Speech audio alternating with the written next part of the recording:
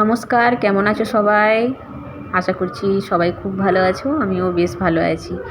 আরও একটা দিন, আরও একটা নতুন সকাল নিয়ে চলে এলো তোমাদের সামনে অনু। তো আমি অনু, আর আজকে সকালটা শুরু করলাম ভোর 6টার থেকে। 6টার থেকে আজকে সারাটা দিন রাত পর্যন্ত কি করব সেটাই তোমাদের সঙ্গে শেয়ার করব। ঘুম থেকে উঠেছি 6টায়, তারপর ওয়াশরুম গেলাম, ফ্রেশ হলাম, তারপরে চলে এলাম এই যে দেখতেই পাচ্ছ রান্নাবান্নার কাজে। আজকে জলখাবারে বানিয়ে নিয়েছি তোমাদের দাদাভাইয়ের জন্য পাস্তা, আর আমার জন্য কতগুলো ফল, পেঁপে, পাকা পেঁপে, খেজুর আর একটুখানি লেবু নিয়ে নিয়েছি। দুধটাকে গরম করে রেখে দিলাম, আর ডিম সিদ্ধ করে নিলাম, আলু ডিম সিদ্ধ করে নিলাম। এগুলো আমাদের যাবে সাথে টিফিন। আর জলখাবার খাওয়া, বুঝতেই পারছো জলখাবার কোনটা। তো যাই হোক, চলো আজকের ব্লগটা দেখো, আর কেমন লাগছে অবশ্যই কমেন্ট করে জানিও। আর এদিকে দেখতে পাচ্ছ এরকম অভ্যাস কার কার আছে অবশ্যই কমেন্ট করে জানিও। একদিকে রান্না হবে আর একদিকে মানে মুছতেই থাকবো আমি, নোংরা হবে ওভেন স্ল্যাব আর পরিষ্কার করতেই থাকবো। এটা কি জানি কেন আমার হয়ে যায়, এটা কার কার আছে অবশ্যই কমেন্ট করে জানিও এই অভ্যাসটা। তো চলো, রান্নাবান্না কিছুটা কাছাকাছি হয়ে এলো, তারপরে রেডি সেডি হব, খাওয়া দাওয়া করব, তারপরে অফিসে বেরোবো। আর আজকে বিকেলবেলায় একটা দারুণ রেসিপি বানাবো, যেটা শীতকালে বেশিরভাগ হয়, পৌষ মাসেই হয়, কিন্তু সেটা একটু একটু আন্দাজ করতে পারছো হয়তো তোমরা পৌষ মাসে কী হয়। তো চলো এখন কাজকর্ম করে নিই। কত বাসন রয়েছে দেখতে পাচ্ছ। জলখাবার খাওয়া হয়ে গেছে, বাসনগুলো ধোবো, তারপরে স্নান সারবো, স্নান সারার পর আর কি পুজো টুজো করে তারপরে বেরোবো। আর এখন একটু একটু ঠান্ডা আছে, সকাল দিকটাই আমি সোয়েটার পরছি কারণ আমার ঠান্ডা লাগার প্রচুর ধাত, সেই কারণে। রাতের বেলায় তোমাদের দাদাভাই ফ্যান চালিয়ে দিচ্ছে, তাহলে আমি ব্ল্যাঙ্কেট উড়ে শুই। ব্ল্যাঙ্কেট ঢাকা না দিলে আমার ঘুম আসবে না, আমার প্রচণ্ড ঠান্ডা লাগে।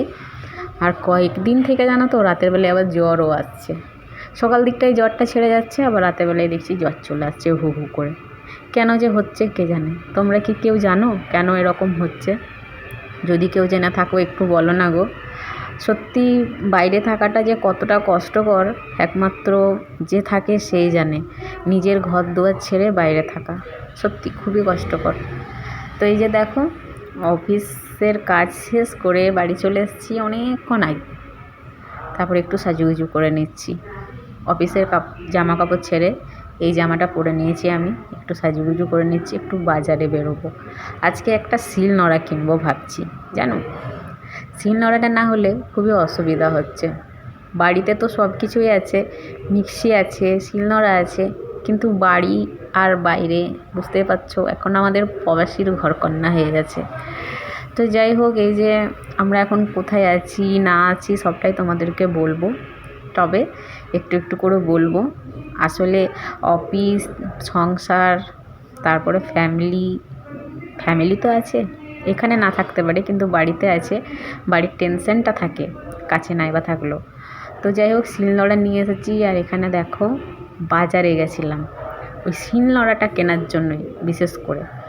তো যেহেতু ঠান্ডাটা পেরিয়ে যাচ্ছে, তাই ভাবলাম একটু চালগুড়ি আছে, চালগুড়িটা আবার রেখে রেখে দেখবে অনেক দিন থাকলে নষ্ট হয়ে যায়, তাই ভাবলাম না বেশি দিন রাখবো না, কয়েকটা পিঠে বানিয়ে ফেলি।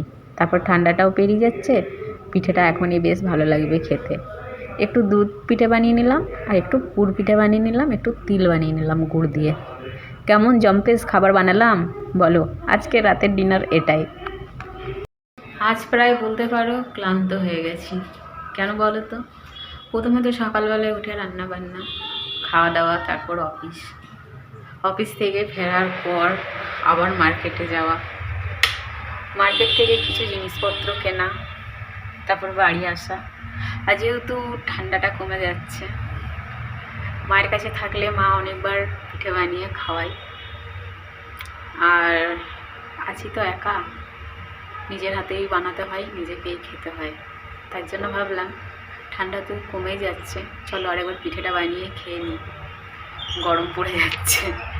বেশ কিছুটা চালগুড়ি রাখা ছিল, তো গরমের কারণে চালগুড়িটা ফেলে দিতে হবে, তাই ভাবলাম না পিঠে বানিয়ে খেয়ে নিই। তো আজকে দু রকমের পিঠে বানিয়েছি, দুধ পুলিও বানিয়েছি, তিল বানিয়েছিলাম গুড় দিয়ে, আর হিসেল পিঠেও বানিয়েছি। তো যাই হোক, সত্যি কথা বলতে আজ যেন তোমার এই জায়গাটা পুরো ব্যথা।